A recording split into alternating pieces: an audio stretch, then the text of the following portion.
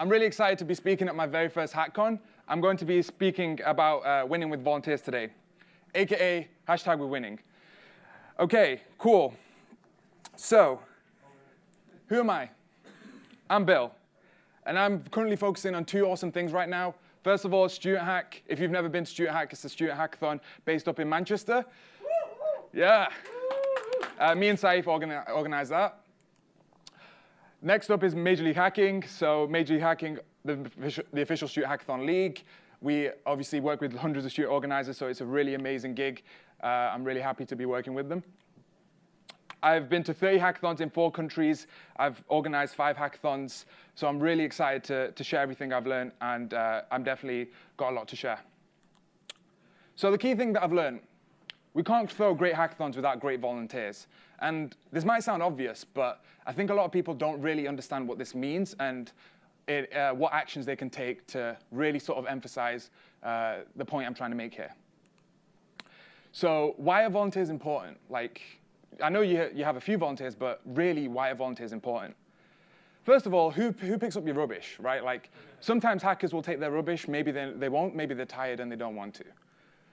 Who's going to talk to your hackers at 4 a.m. in the morning when you've gone to sleep? Whose focuses on the little details like presentation or making sure the food's laid out really nice so hackers feel like there's a lot of attention to detail?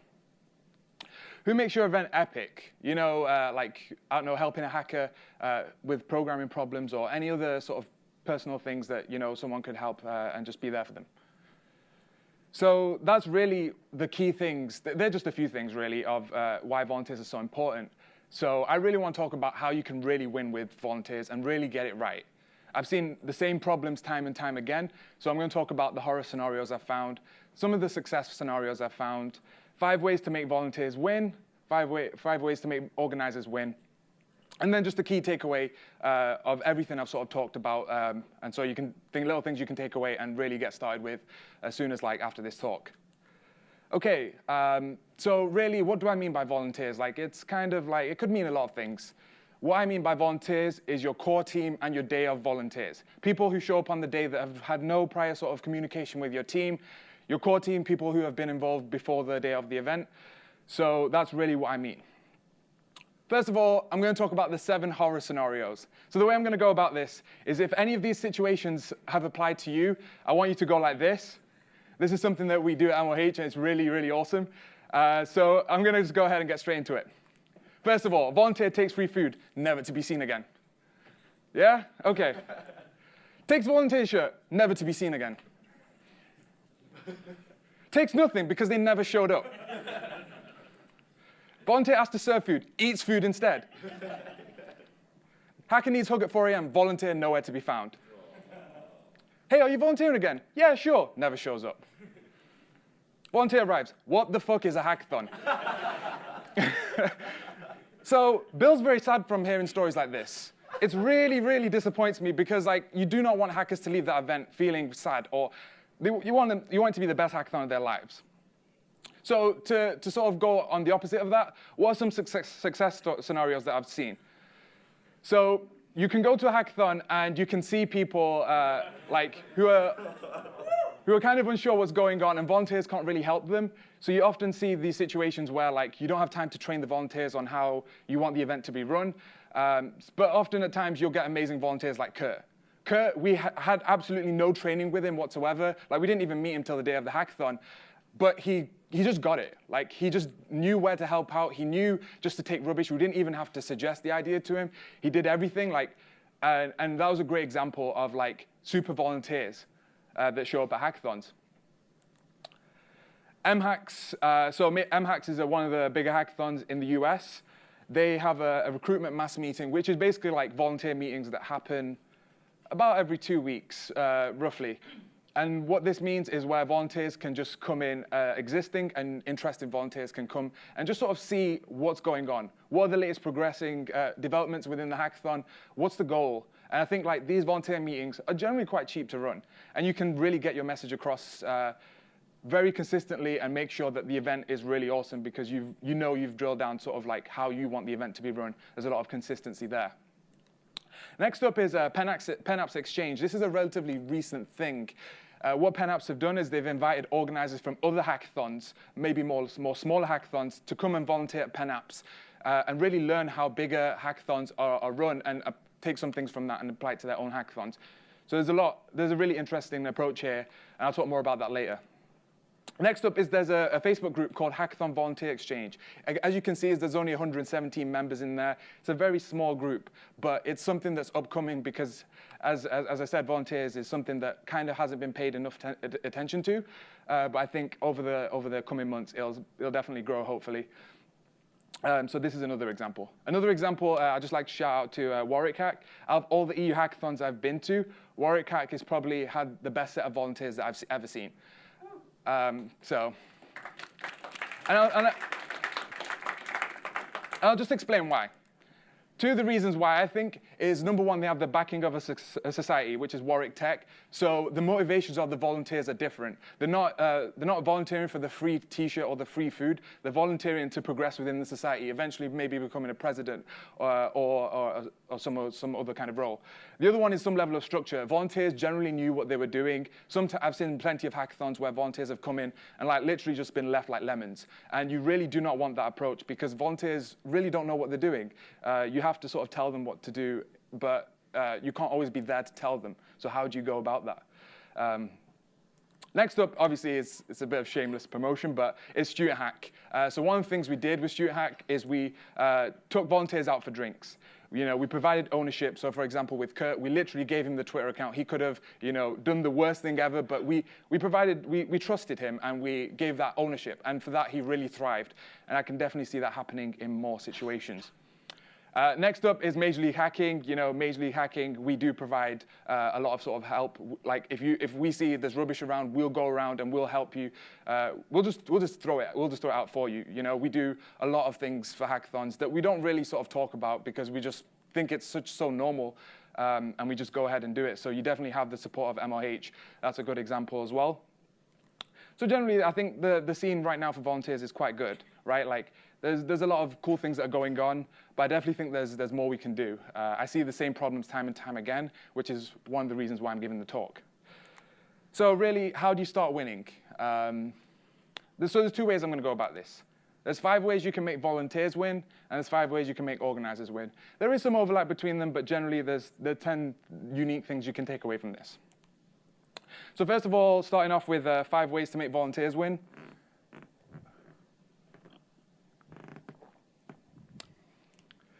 Volunteers should be able to own something. So as I mentioned earlier, Kurt owned the Student Hack Twitter account, and he had the opportunity to just thrive on there. Some examples of what volunteers can own: sponsorship, food, venue, Wi-Fi, definitely. That could be one person's job all on its own. So yeah, there's a lot of things that volunteers can be doing and owning. So the action point here really is to run frequent volunteer meetups. So you know what people's skill sets are. You can put them in positions where they can really thrive and own it. So you wouldn't be able to find that out on day of. So really, it's definitely volunteer meetups, I think, is the way to go for that. So obviously, going back to MHacks, which I already referred to. Next up, volunteers should be intrinsically motivated. So what I mean by that is they should be motivated for personal growth, not in exchange for a free T-shirt and free food. I'm not saying you shouldn't give them that, but that should not be the main reason why they're volunteering. Because once they get that free T-shirt, once they get that meal, they'll go, or their fulfillment is made. So why do they have to stay? Why do they have to work harder? So they should be intrinsically motivated because there is no limit. They're literally pushing the boundaries, and so you'll always get the best results. So yeah, it shouldn't be transactional. As I said. So the key point here is always ensure volunteers are improving. It's your job to make sure volunteers you know what their goals are and you're making them improve as well, right? Don't put them in positions where they don't want to grow. There might be a volunteer who doesn't want to do sponsorship. Don't put them in sponsorship then. Find out what they're interested in. And things like this take time. You can't do this on day off. Next of all, volunteers should follow sleep schedule. This blows my mind because one thing that people seem to forget is humans generally sleep at the same time. So every volunteer is going to go and sleep at like 12 a.m., 1 a.m. So a lot of hackathons don't create a sleep schedule, or they don't enforce it, which is even more important. So it's really important to remember that hackathons don't end overnight. Hackathons go on for like 36 hours or 24 hours. There's a lot that goes on during the night. Whilst most people will be asleep, there are people who are awake and need help. And the volunteers should be those people that help them. So the action point here is really just to create and enforce sleep schedules. I shouldn't have to explain to you what a sleep schedule looks like. You should just literally create rotas and really enforce them. Volunteers should always feel appreciated. I see this only a few times, and I should definitely see this more. So I think one way to overcome this is really to ask volunteers, how are you doing? Do you need any help? You should create the capacity for yourself to really help the volunteers. You shouldn't be overloaded with work. You should find team members to own certain things so you have a little bit of free time to ask your volunteers how they're doing so they can stay motivated to the very end and make your hackathon great. You should always introduce volunteers with extreme enthusiasm. If I see a volunteer that I think is really awesome, and I see a new hacker walk through the door and I don't have time to show them around, I would introduce that volunteer with as much praise as possible. I'd say he's the most awesome person I've ever met. So because that hacker will be so excited just because I've introduced this person with so much excitement. So you can definitely always hype up your volunteers. It benefits more the hackers and it increases the morale of your volunteers. Another thing I see as well, this is not so common, but I thought I'd address it anyway, is closing ceremonies. Some hackathons do shout out certain volunteers. You should definitely not do this. You should always shout out all of them individually if you're going to do that, or shout out none of them and just say your whole team, you're proud of your whole team. Because you definitely do not want to single out volunteers. You know, you're lucky they're doing something for you. Obviously, you want to get the best out of them, but the fact they're contributing something means you should never not single them out. So the key action here is always be considering of your volunteers. It's literally more of a mental thing rather than like an actual sort of point, but yeah, you should definitely be more considerate. Volunteers should really always know how to improve. Because if I'm trying to say that volunteers should be intrinsically motivated, you should make the actions to make them intrinsically motivated. You should always make sure you know what their goals are. You always know how they're doing in those goals. You know, it doesn't take that much effort. You know, you don't have to spend hours a day with them. You can literally spend an hour phone call, not even that really, 30-minute phone call and find out how they're doing every single week. Before the hackathon, you should always know what your volunteers are doing. Again, like some questions you can ask, what did you do this week and how could you do better? So the action point here is keep track of their work, you know, see how they're doing, how they're progressing, how much sponsorship has that person raised, and how can they do better next week. Use meetups to discuss them with your team to make sure that you're always critiquing each other. You know, this is not hard stuff to do. It's really easy stuff to do. You just need to literally create the structure to do it.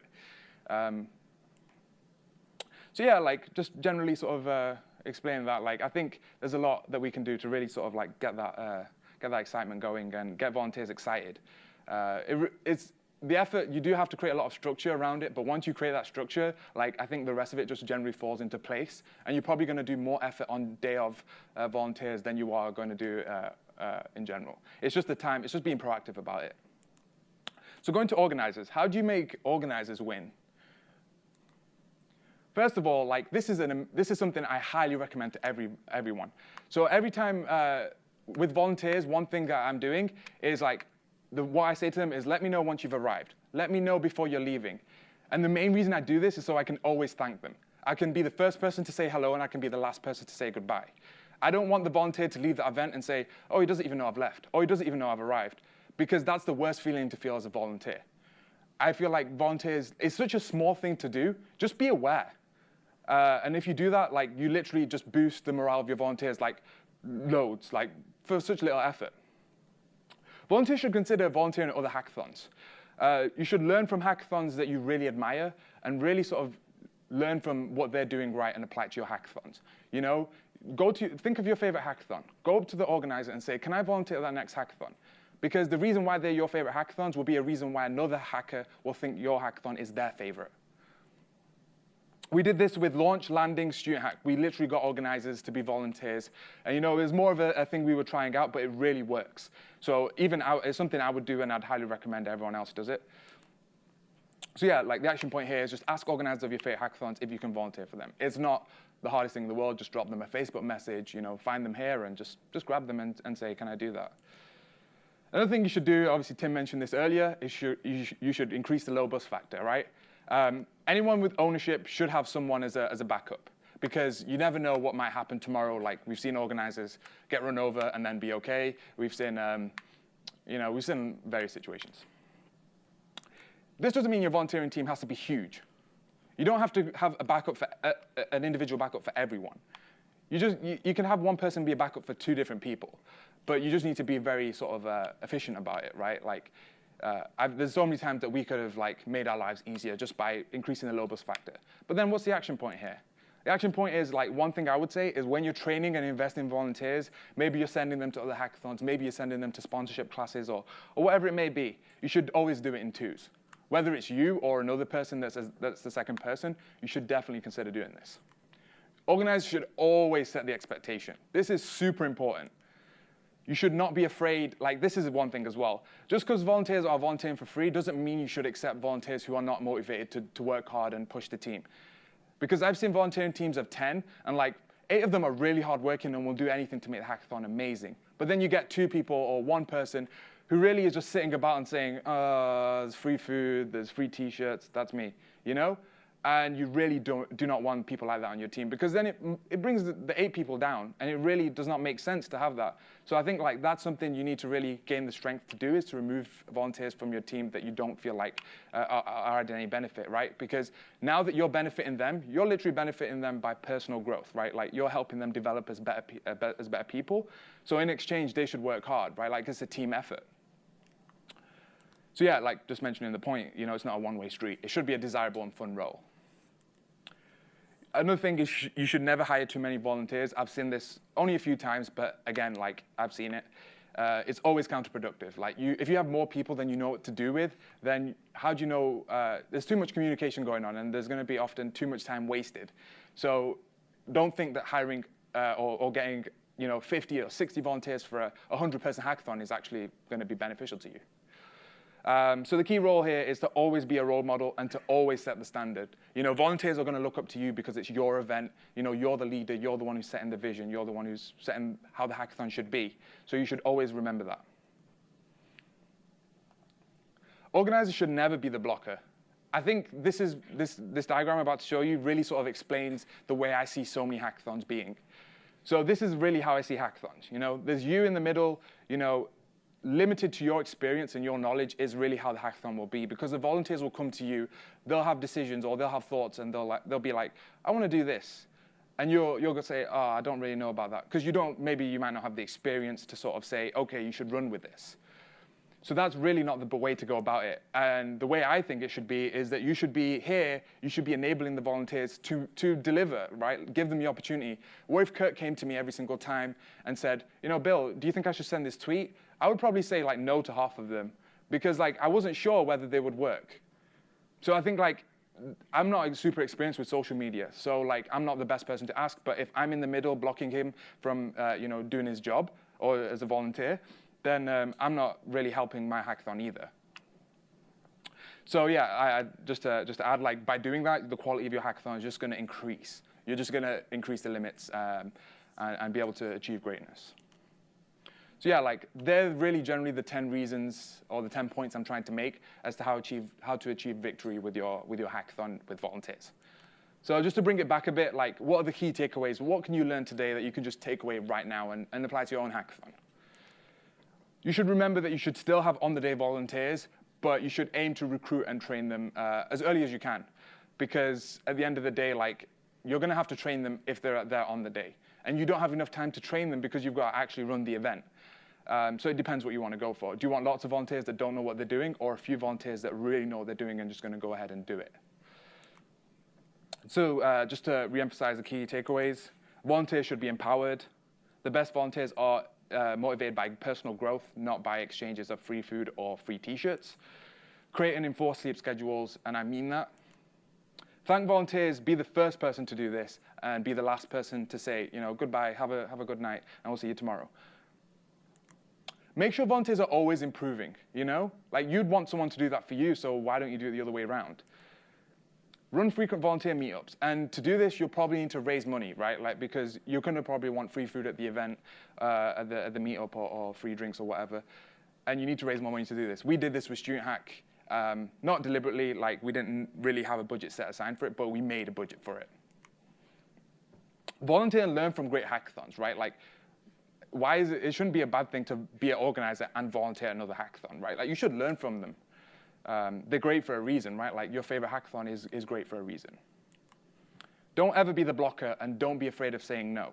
You know, if you want a hackathon that's high quality, I'm not saying you should use this to get a hackathon that's big, but a hackathon that's small and great, this is the way you're going to do it. So the prediction that I'm going to make is the most well-organized hackathon from the next season will come from a team of volunteers that are almost entirely intrinsically motivated. They're motivated entirely by personal growth rather than by exchange for free food or free swag. Another thing as well is, like, obviously you always have MLH to talk to. You know, one thing that we do is we speak to a lot of organizers, and we use this opportunity to sort of share what we've learned. Like, that's what I'm trying to do with this slide. But again, there's obviously only so much I can cover. But yeah, if there's anything else you have, just definitely come and give me a shout, or anyone from MLH. Another thing as well is I'm excited to have launch a new Facebook group called EU Volunteer Exchange. This is what I'm going to use based off the US Hackathon Volunteer Exchange program, where organizers can post, you know, we're looking for other organizers who are interested in volunteering. You don't have to train them. You know, you don't have to motivate them. Their motivation is by making their own hackathons better. So you generally skip a lot of the hard work, and you still achieve the same high quality. You know, we've seen that with Student Hack landing and launch. So we definitely want to scale that up to all the hackathons in the season. So yeah, definitely talk to me about it. The link for the Facebook group is bit.ly/EU volunteer, but I'll post about it in Hackathon Hackers EU. And that's me, Bill. Thank you so much, Bill. So, has everyone got any questions? There's a couple. Okay, we'll do this. Let's do this. Go on, Sammy. So you said to enforce a sleeping schedule. How do you enforce it if someone goes and never come back? They're not motivated then, you know? Like, if I think that ties into being intrinsically motivated, you know? Like, if they're not motivated for, like I said, once they get the free food and once they get the free swag, they're gonna go. The sleep schedule goes out the window at that point. So I think that's more of a more in-depth thing, right? Like, the main thing you need to focus on is making sure the motivation of your volunteers is right. Then you enforce the sleep schedule. You know, if the sleep schedule is not working, the problem isn't the sleep schedule, unless you're not enforcing it, right? Like, if volunteers are leaving way before it's time to sleep, then that's not the problem. So I think it depends on the situation. When it comes to the opposite problem of volunteers not sleeping, I've been on the receiving end of Bill making sure you do that. It gets violent. We find it pretty tough to find out how much volunteers we need. Like you said, don't have too much, but do you have like a rough estimate about which? Yeah.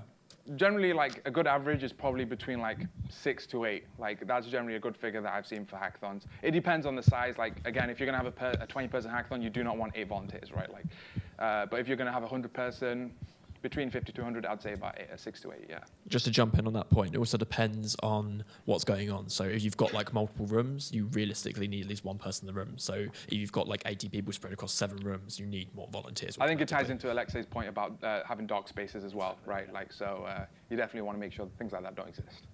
Thanks for the talk, Bill. I have, you've obviously spoken about like volunteers who organize hackathons, but what about mentors and volunteers on the day?